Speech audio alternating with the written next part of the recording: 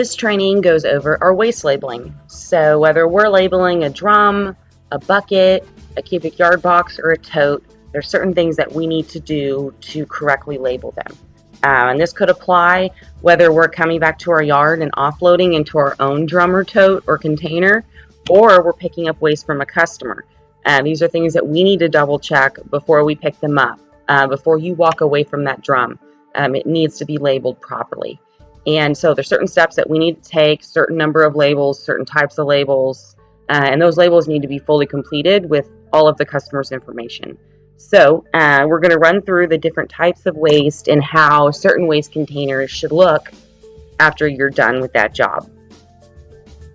So first up is non-haz waste. We're all really familiar with how that should be labeled. Obviously, you're going to use just the green non-haz waste label. With any non-haz waste, if you've got this label on here, you're never going to have any type of hazard label or marking. So you're not going to have a flammable liquid label or marking. You're not going to have a corrosive liquid. None of those types of things should ever be on here at the same time as a non-haz waste label. If your waste is non-haz, it's not going to have any of that. So this is how a drum should look for non-haz waste. You've got a label on the top. You've got a label on the side.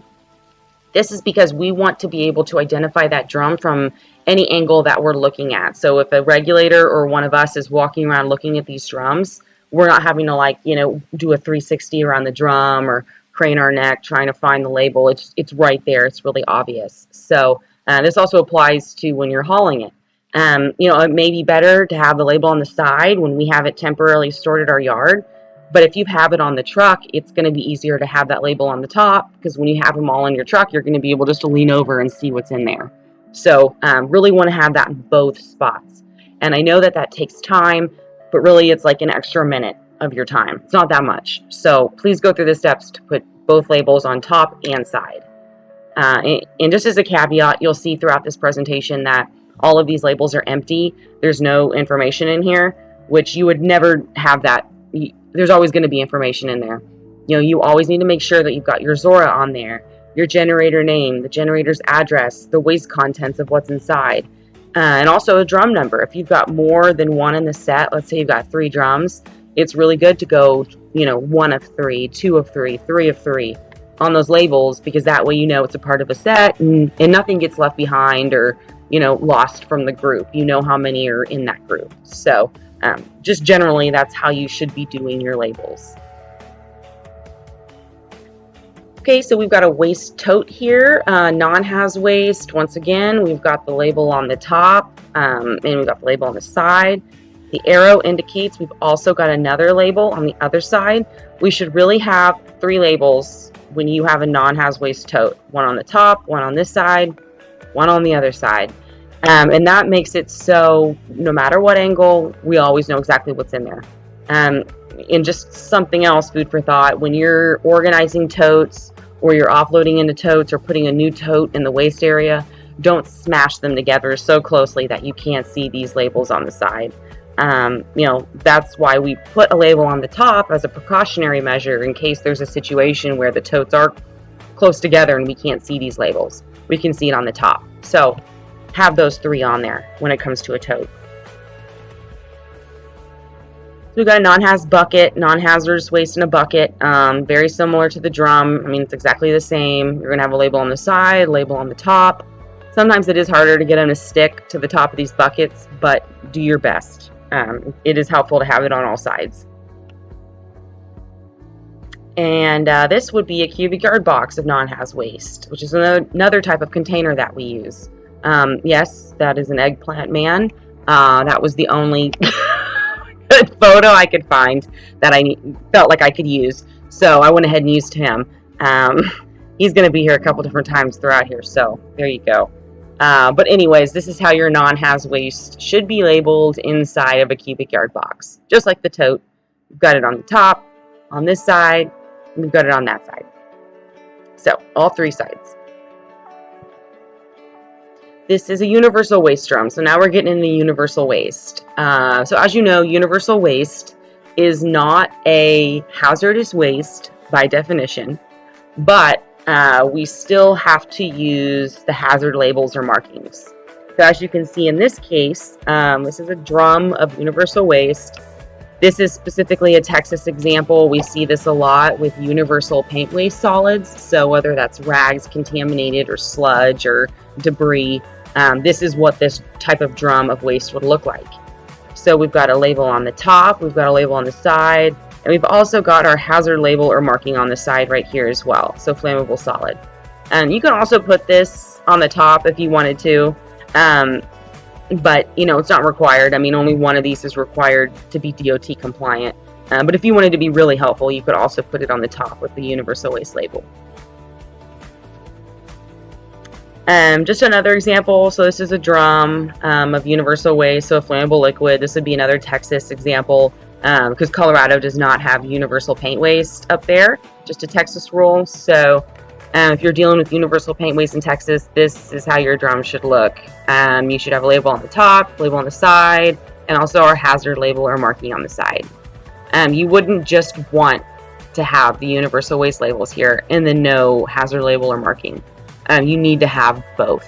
So always double check. Like I said, if you're picking up from a customer and they just have universal waste right here, add that in for them. Okay, so now we have a box, a cubic yard box of universal waste. This would be, for example, mercury contaminated debris, and that's applicable to Colorado and Texas. Mercury contaminated items like that are universal waste in both states. So if we've got mercury contaminated solids like this, or devices or debris, it's going to be universal waste. So in this case, we've got our universal waste label on the top, universal waste label on the side, and then we've got our placard on the side, which all of this right here should also be on the other side. So two sides, just like everything else. So you'll notice I said placard. This is a placard. This is not a label. We wouldn't want to use the tiny label like we put on a drum if you're dealing with a tote or a cubic yard box. We need to have the placard. So you'd have a label and a placard on both sides. Let's say that we're picking up universal waste bulbs from a customer, for example, fluorescent lamps. Now, this doesn't necessarily require a hazard label or marking, so in this case, we just have the universal waste label on here. And when we're dealing with these boxes, I mean, we can, it's best to follow the same protocol that we do with all the other containers and put one on this side, one on this side, and one on the top. But usually we're not going to have this type of stuff hanging around on our yard. It's just not safe. The boxes can flip and flop all over and break, and then, that's the last thing that we want. So generally, when we pick these up, we're going to take them straight to the recycling facility. So just be sure that there's one universal waste label on there at least that's fully completed with the Zora generator name, the address, what's inside. In this case, you'd say lamps, and then a box number if there's more than one in your set.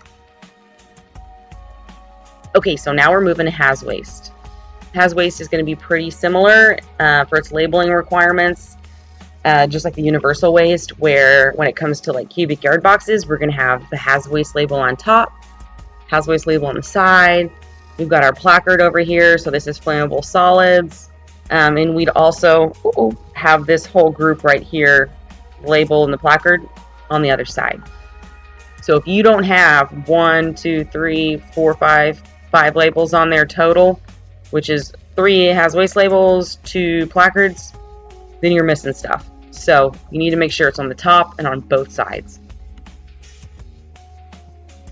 Okay, we've got a drum here, and that's pretty typical. Haz waste label on top, on the side, and then we've got our hazard label or marking on the side as well. Don't need to use a placard. I mean, you could if you wanted to, if you were in a pinch, but it's not required. You can use the little ones. Same for the buckets. Label on top, label on the side, and then hazard label or marking also on the side. And in this case, you'd use the label, not the actual placard. And then here comes the tote, exactly the same as the cubic yard box. Label, label, placard. On the other side, you're going to have a label and placard as well. So all 5 at least. for used oil, the only things that you should have on there, just like how I said non-haz waste shouldn't have any type of hazard label or marking, same type of deal here. You're just going to have the used oil label on top and the used oil label on the side. So this is how a drum of used oil or used oil absorbents going for recycling should be labeled. And just a side note, anything used oil, if you see something marked like this, it has to be on secondary containment.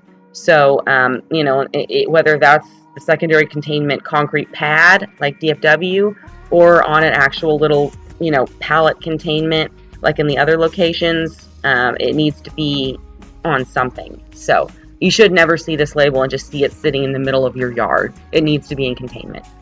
So simple, pretty simple. So just double check those things. Same for the tote. And I've used oil on the side, used oil on the top, used oil on the other side. So 3 labels total. And no hazard labels or placards, like I said.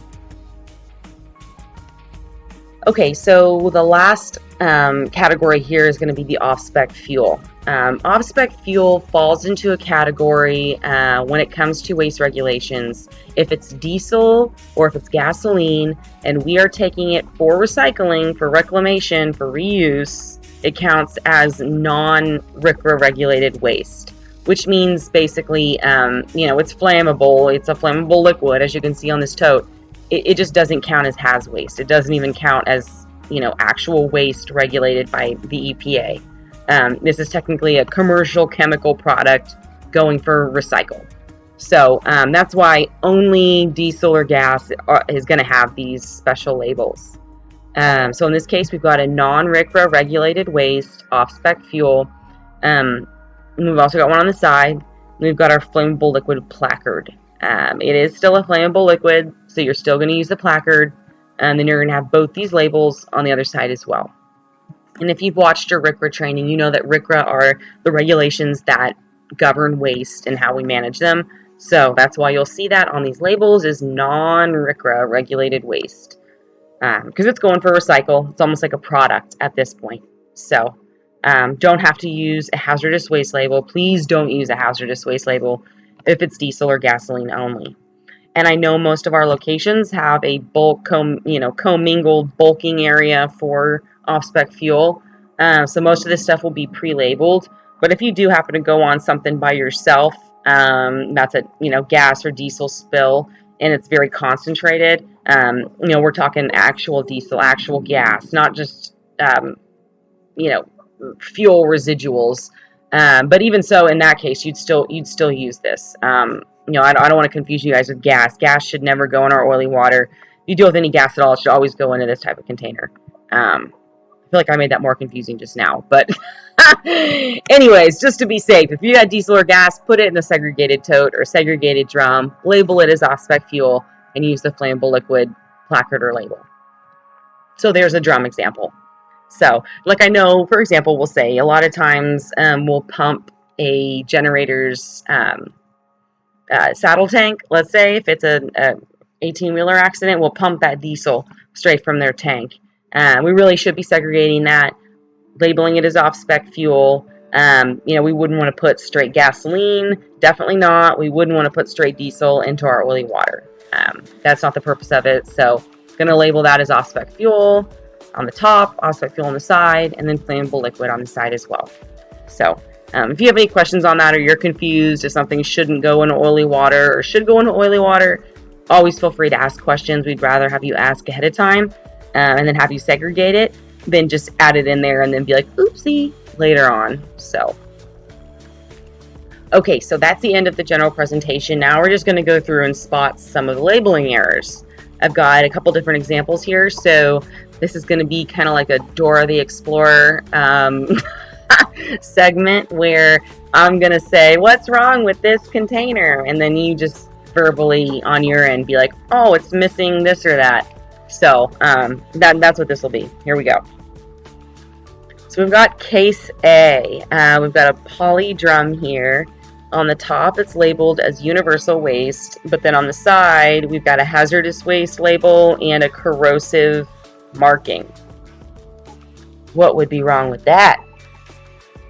Duh! We've got a universal waste label and hazardous waste label on there at the same time. No bueno.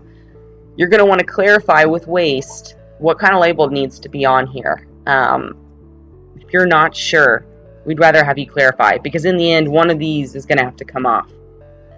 And 10 to 1 is going to be the universal waste, but you just never know, because universal waste or has waste could have this has marking on here. So that would be a case of check with waste. What do I need? Okay, we've got example B. Take a look. Ponder that one. Okay, here we go. We've just got a has waste label on the side.